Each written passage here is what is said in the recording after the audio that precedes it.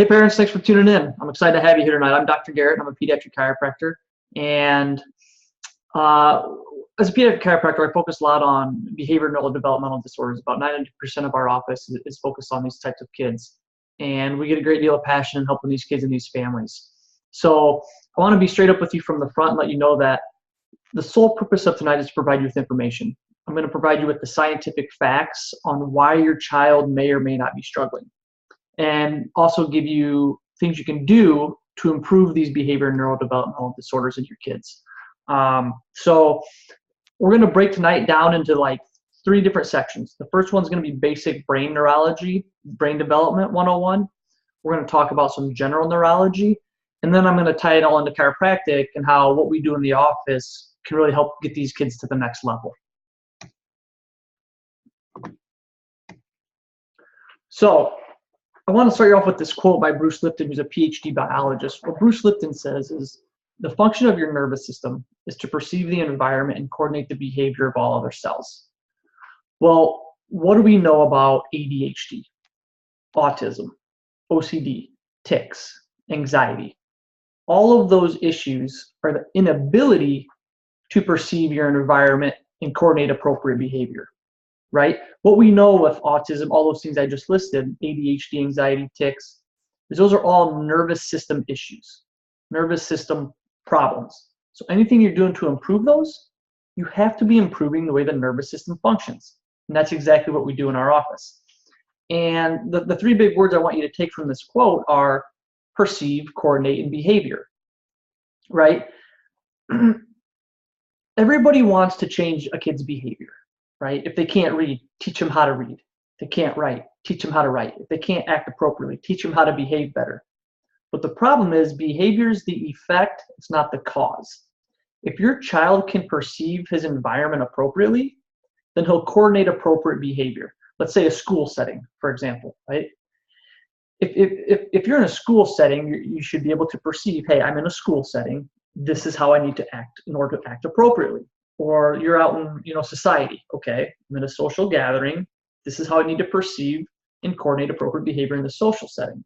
So the behavior is the effect of you being able to appropriately perceive and coordinate. So rather than trying to change a kid's behavior, change the way they can perceive and coordinate, and the behavior takes care of itself. So the general summary here with this slide is that the problem is within their nervous system. You need to improve the way their nervous system functions, the brain and nervous system. And once you do that, the behavior automatically takes care of itself. The nervous system is also a 2-way street, though. That's what this bottom of this slide is talking about here with the garbage in, garbage out. Your brain is constantly receiving input from the 5 senses. And when the brain's getting good input, your brain sends good output, which is good behavior, right? Things like that. If your brain's getting bad input from your body, from your senses, your brain sends bad output. And that's the abnormal behavior, sensory issues, fidgeting, tics, all that sort of stuff. So we want good information in, we want to perceive and coordinate it, then we'll have good information out, we'll have good appropriate behavior. So, like I said, the first part of this, we're going to talk about general brain development, because, like that last slide showed, all these issues lie within the kid's brain and nervous system. You have to improve that to improve the behavior, to improve these neurodevelopmental issues, to improve academics. So how is the brain built? Your brain is built bottom up, and that's based, that building is based on movement, but your brain functions top down, okay? Each side of your hemisphere, which is known as your cortex, those are your executive functions are carried out with your higher cortex. So things like decision-making, planning tasks, organization, things like that. Those are all executive functions, and those occur up here in the hemispheres. But the brain is built bottom up. Your brainstem, which is at the top of your neck, the base of your skull, helps build your cerebellum, which helps build these cortexes. So if the brain's built bottom up appropriately, guess what? It's going to function top down appropriately. All those executive functions that I just mentioned are going to be able to happen and happen consistently because the brain is, in essence, strong. So how does this whole building takes place? Well, when you're born, the foundation to your brain development is the brainstem. It's the most important. That's the foundation. That's where it all starts. When you're born, the brainstem is basically the brain. And what's housed in the brainstem is what we call primitive reflexes. And I gave you that handout via email to look over those primitive reflexes. what's a primitive reflex? The palmar grasp. If you do this to a child, they'll go like that, right? They grasp. If you do this to a child, they'll root their mouth that way. That's called the rooting reflex. There's two components to these primitive reflexes. The first is they need to sense that, feel, and then they need to move. There's a sensory component, feeling it, and then the motor component, the movement. Movement builds your brain, okay? Just kind of take a quick side note here.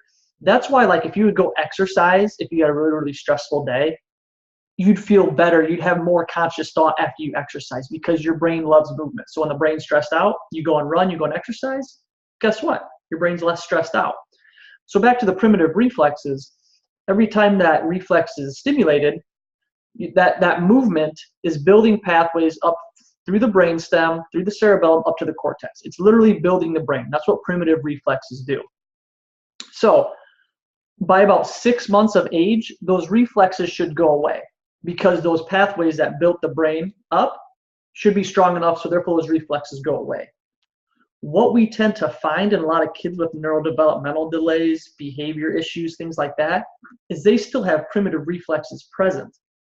So what that's telling me is if there's primitive reflexes present in the brainstem, then we know, so the brainstem's weak, which is the foundation, and the brainstem builds the higher cortex. Well, if the brainstem's weak, wouldn't it make sense that the cortex is going to be weak too? And therefore, you're not going to have good executive functions, right? You're not going to be able to learn. You're not going to be able to behave appropriately because the brain isn't as strong as it should be. For whatever reason, it just didn't develop as well as it should have.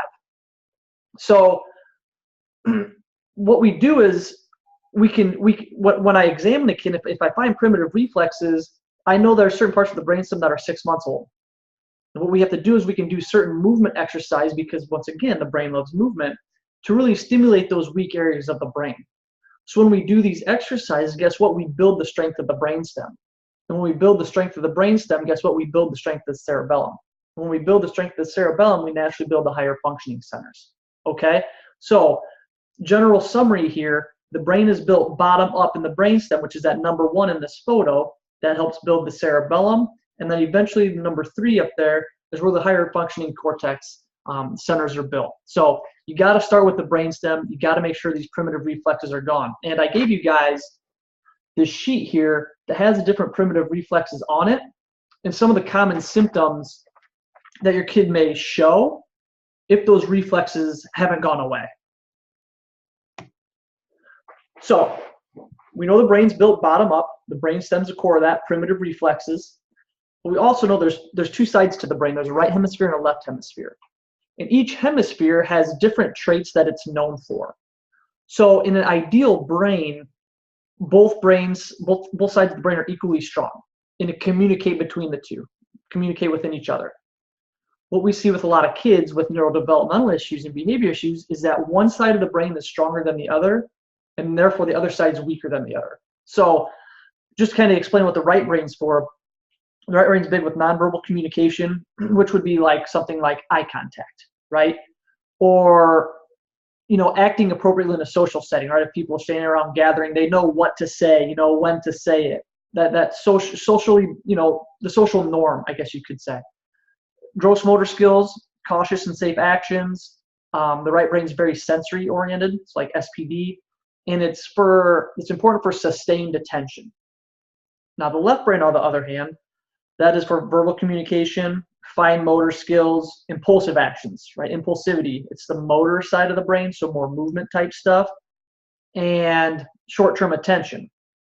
So if the right brain is weak, which in 90% of these cases, that's what's going on. The right brain's weak, the left brain's strong. Well, if the right brain's weak, guess what? You're going to have sensory issues, right? If the right brain's weak, you're not going to be able to have sustained attention. Not only is the right brain weak, so you don't have those traits, but the left brain's strong. So the left brain is constantly driving impulsivity, driving movement, driving short-term attention. So it's almost like a double-edged sword. The right brain's weak, which should be slowing down these impulsive actions of the left brain, but it's too weak to do so. The left brain's just driving this impulsivity and this inability to pay attention. So not only is the brain not built bottom up appropriately, but oftentimes there's an imbalance between the 2 hemispheres of the brain. So once again, My job is to figure out, okay, which side of the brain's weak, and therefore what activities can we do? How should I adjust to start strengthening the other side of the brain? So we want to build the brain bottom up, and we want to balance out the two hemispheres, right? So these kids can better perceive and coordinate appropriate behavior. So to generally summarize, Brain Development 101, just like the brain's built bottom up, the stages for appropriate development are bottom up as well. And I want to explain all that with this pyramid here. So we know everything starts off from a neurological standpoint, neurological development standpoint, with the primitive reflexes at the bottom.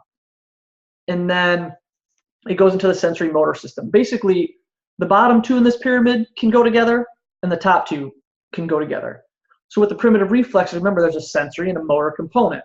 So they sense it and then they move. So for the first 6 months of life, primitive reflexes are helping build and grow and develop the brain, associated with that sensory motor component.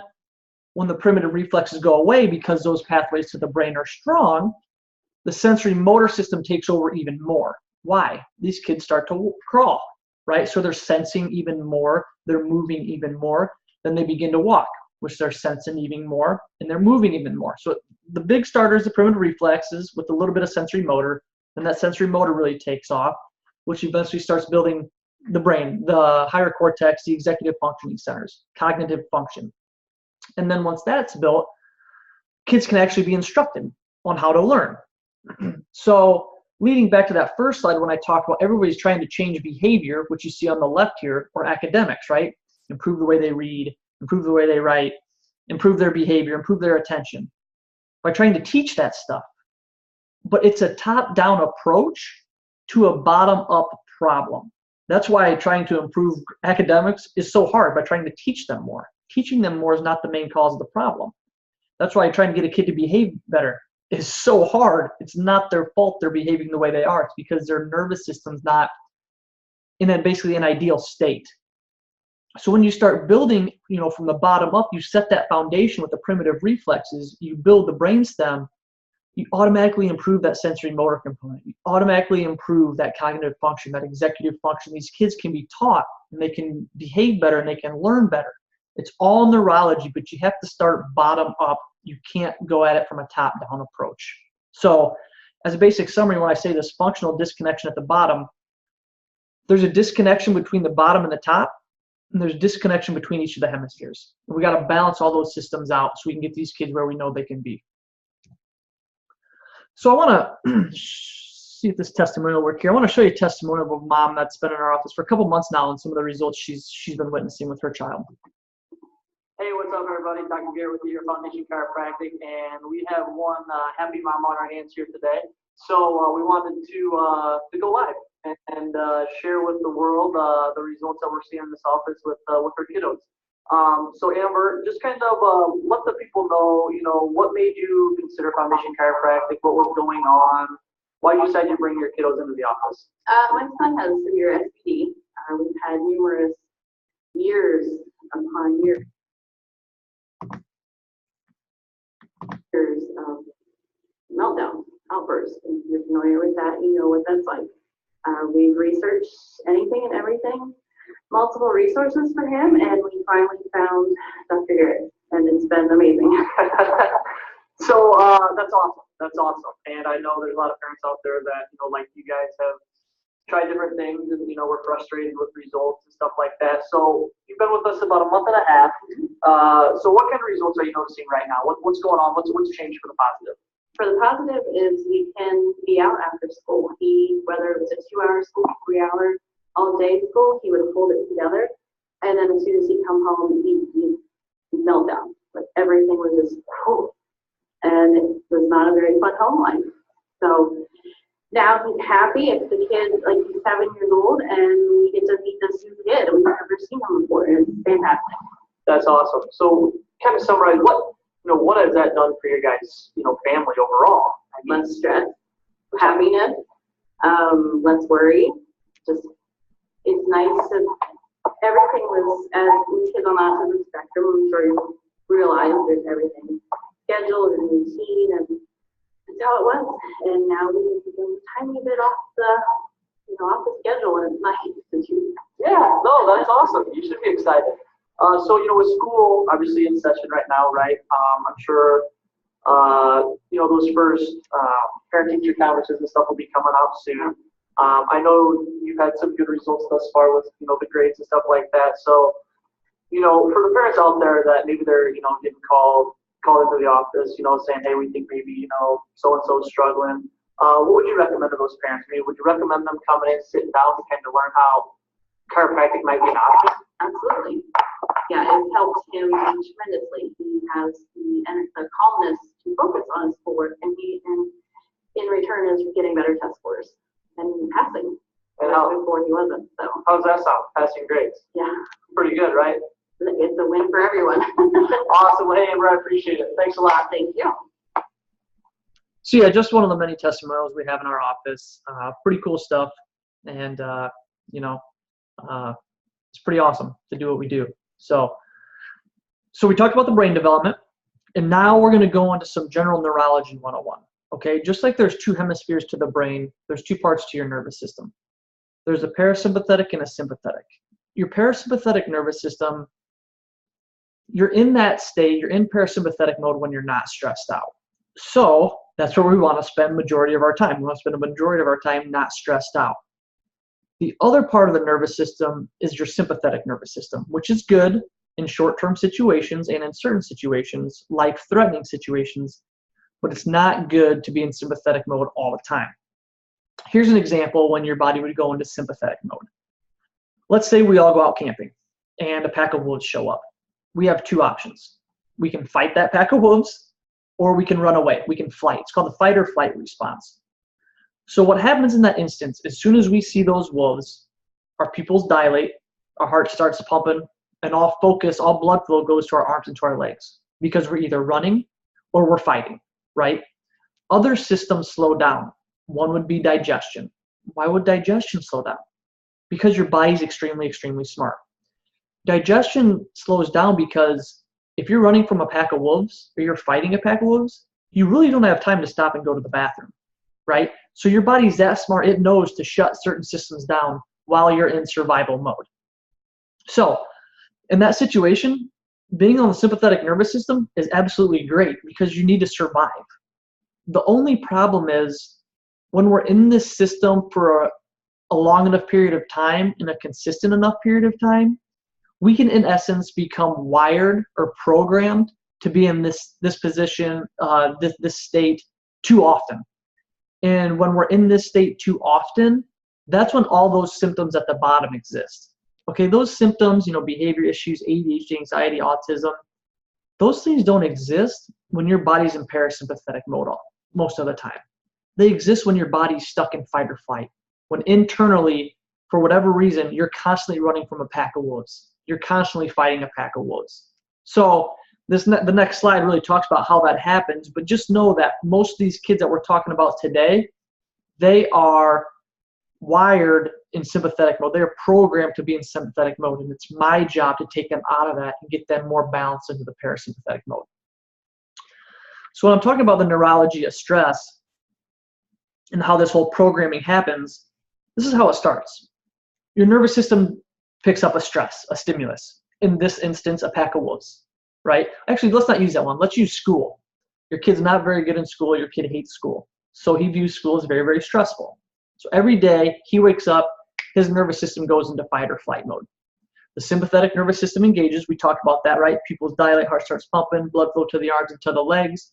Visceral function slows down, right? We talked about the gut, not having to go to the bathroom, right? The digestive system when you're in fight or flight mode. And your adrenal glands release stress hormones.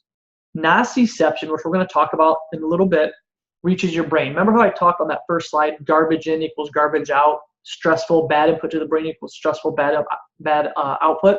That's called nociception. That's the scientific term for it. So in this situation, we have a bunch of stress, right, reaching our brain. It goes to these specific areas of the brain. So it's no wonder kids have stress and anxiety. It's no wonder they have learning issues, right? Problems making decisions and moderating social behavior. This neurology of stress continues to the HPA axis, where your adrenal glands release cortisol. Well, guess what? Cortisol is a stress. It's a stress hormone. So guess what? your nervous system, number one, repeats itself. Your nervous system picks up cortisol in the system. So your body thinks you're in fight or flight again. So this whole thing repeats itself. And then at the end, guess what? Your adrenals release more cortisol. So it goes back up to number one. And it repeats itself and it repeats. It's this snowball effect that hardwires these kids to be stuck in sympathetic mode. And the whole person behind that is Donald Ebb. He's been saying it forever. And we use this phrase in our office, nerves that fire together, wire together. What we're saying is, because your brain is neuroplastic, which means your brain and nervous system is constantly learning, if it's learning in a stressful state, it becomes wired and programmed to be in that stressful state. So once again, we have to stop this. It's just a continual snowball until we pump the brakes, we stop this, and we reverse it. Okay? So that's how these kids can become wired to be stuck in sympathetic mode. And how that relates to growth and development. Well, just think, if parasympathetic mode is really important for growth and development. Well, you can't be in parasympathetic and sympathetic at the same time. When one goes up, the other has to go down. So if you're stuck in sympathetic mode, let's say from a very young age, you become wired to be that way, okay? We use the term locked-in syndrome. ADHD, autism, anxiety, OCD, tics, these kids are locked in fight or flight mode, okay? It's not because they want to have these things, and we have to unravel them. We have to get them back onto the parasympathetic side of things. And I'm going to talk about how we do that here in a little bit. So just know that not only do these kids often have brainstem weaknesses and hemisphere imbalances, but they're also stuck in fight or flight mode.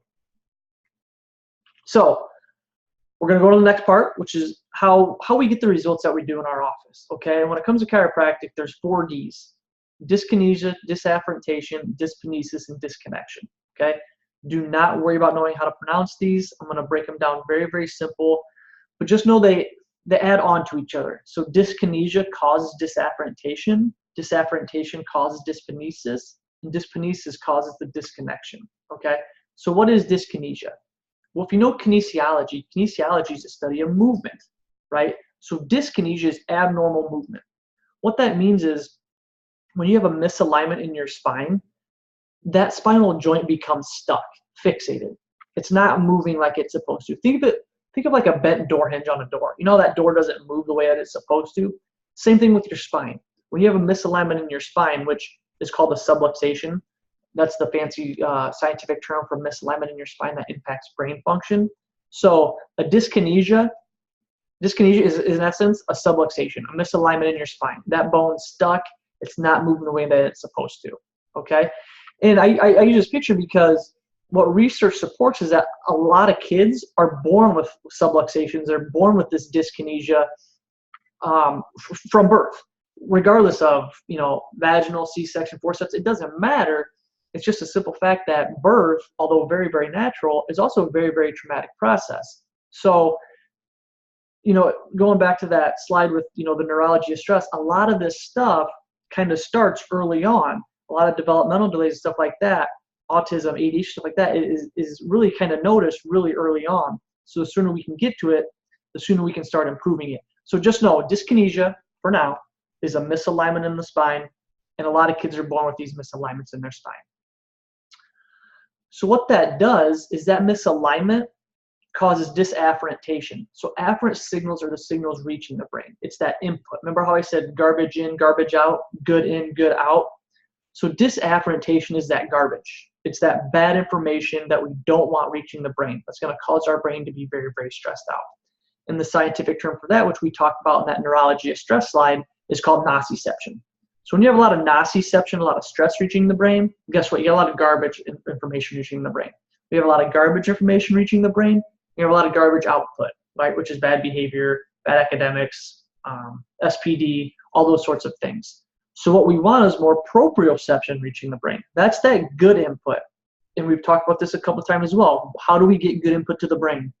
Movement. Just like the primitive reflexes need movement, your brain constantly needs movement to be happy, healthy, and functioning the way that it should. So proprioception is what we want, right? The more proprioception to the brain, the better. 60% of proprioceptive input 60% comes from movement of the spine.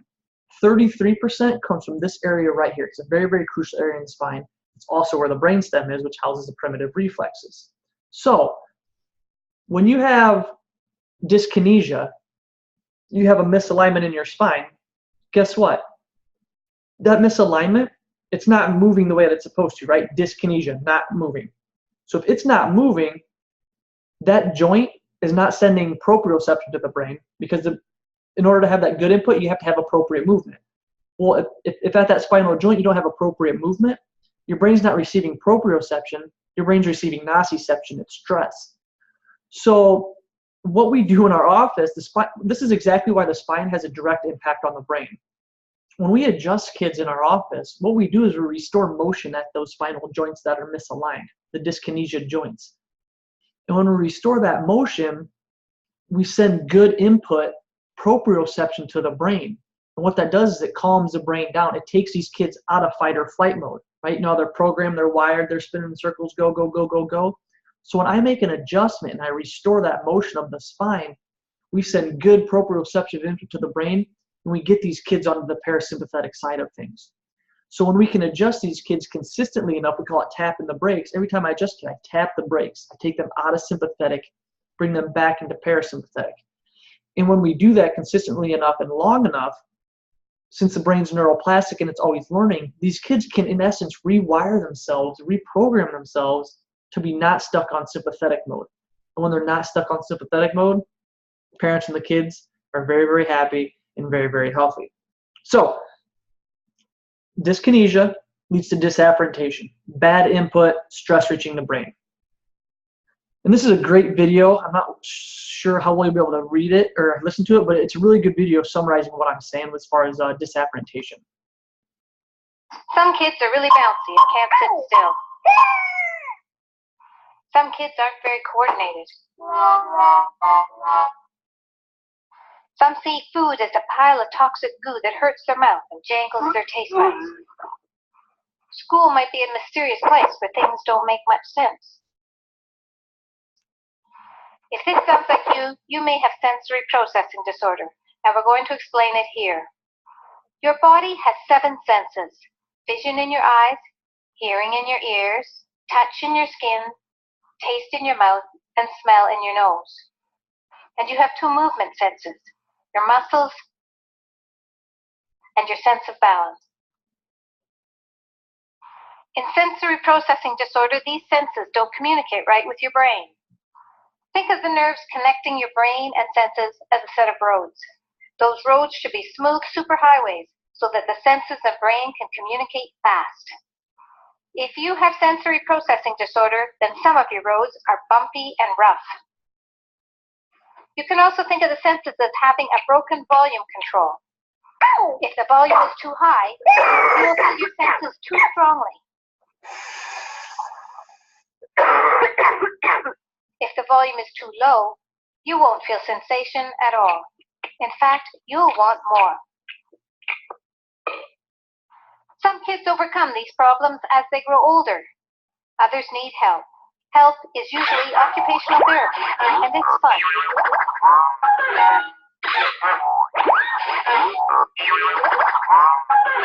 Occupational therapy helps build up the connections between your senses and your brain.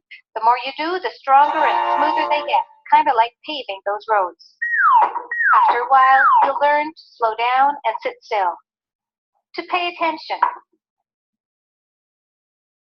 to eat, to be comfortable and happy doing movement. It takes time. There's homework, too.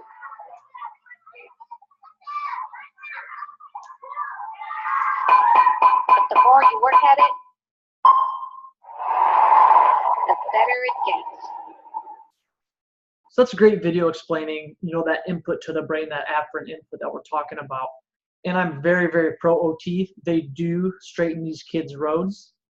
But if you're trying, do you notice where all those roads crossed over? They crossed over right here, right at that upper neck where there's 33% of good proprioceptive input and right where the brainstem is.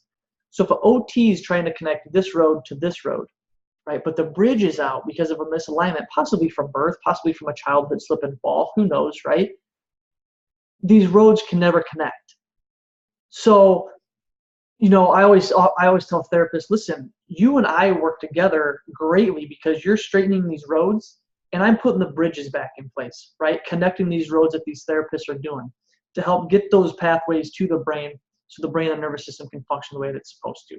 So we have the dyskinesia that leads to disafferentation, right? Those crooked roads. And that leads to dyskinesis. So dyskinesis is the abnormal output, right? We've talked about this a couple times. Input controls output. You get good input, you get good output. You get bad input, you get disafferentation, you get nociception reaching the brain, you get dyskinesis, abnormal output. But it's defined as reversible. Why? Because we know the brain's neuroplastic, right? So we got to simply improve that input to the brain, and this dyskinesis can rewire itself to not even be there. And this picture here is just an example of the technology we use in our office to help measure the nervous system, see how stressed out these kids are. It gives us kind of a blueprint. These scans are 100% safe. We use them on babies, pregnant women, all that sort of stuff. But pay attention to the two with the black, red, yellow, and blue bars. That's an EMG scan. So what that's measuring is, in essence, how much stress these kids are carrying within their spine. And if that happens to light up, we know these kids are stuck in sympathetic mode, right? We know there's way too much energy, way too much bad afferent input into their brain, and therefore there's way too much bad output, which could be behavior, academics, OCD tics, all different sorts of stuff. So we got the dyskinesia, the misalignment in the spine, causing the bad input, causing the bad output. And ladies and gentlemen, the final result is disconnected kids. And 99.9% of the time, it's because there's primitive reflexes still present. So we know the brain didn't fully develop. It's because there's imbalances between the two hemispheres that we need to balance out. And these kids are stuck. There's an imbalance between the sympathetic and parasympathetic. These kids are pegged on the sympathetic mode, and we gotta calm them down. So we're gonna wrap things up here soon. I just want to leave you with this testimonial here with Evan. Bye, Aunt Kristen. See you later. No? No?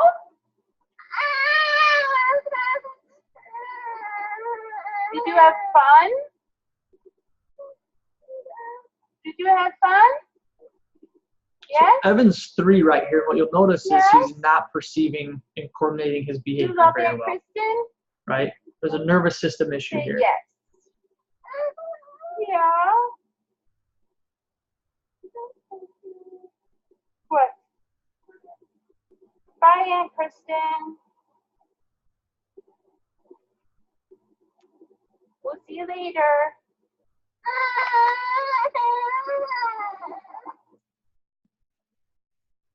So Evan was diagnosed with autism, nonverbal. What's responsible for nonverbal communication? Right brain, right? No eye contact, perception. Once again, right brain. Horrible sleeper. Why? Impulsivity, right? Go, go, go. Left brain tendency. So left brain dominant kid, right brain delay. Diagnosed with autism. This scan, here's another scan we do. We take the temperature up the back. If we have a big temperature difference side to side on each side of the spine, we know there's some neurological stuff going on. And the bottom part here is a line graph of the top part. Remember that video I just showed about with the crooked roads? This kiddo here had some crooked roads, right? We needed to straighten out those roads. So this is Evan after a few months under chiropractic care.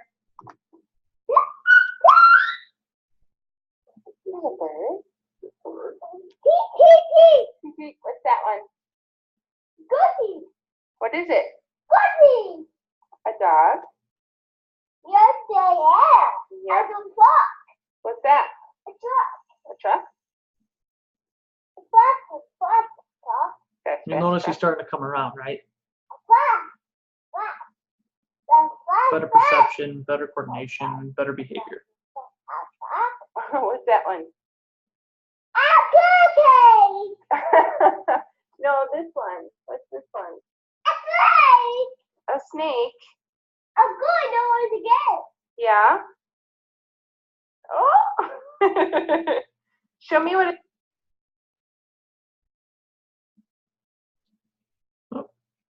It's all right. So this is Evan after 10 months. Hey, smiley boy. What do you have? Hi, my name is Evan. Yeah, your name's Evan. And how old are you going to be, Evan? 4. When are you going to be 4? On July 17. Oh, yay. What do you have on your face? You have dimples? I know how you use them. I have dimples and I know how to use them. I just think that's absolutely awesome. So as we wrap things up here, I know for a fact each and every one of you are wondering, is that why? Right? Is that why my child struggles in school?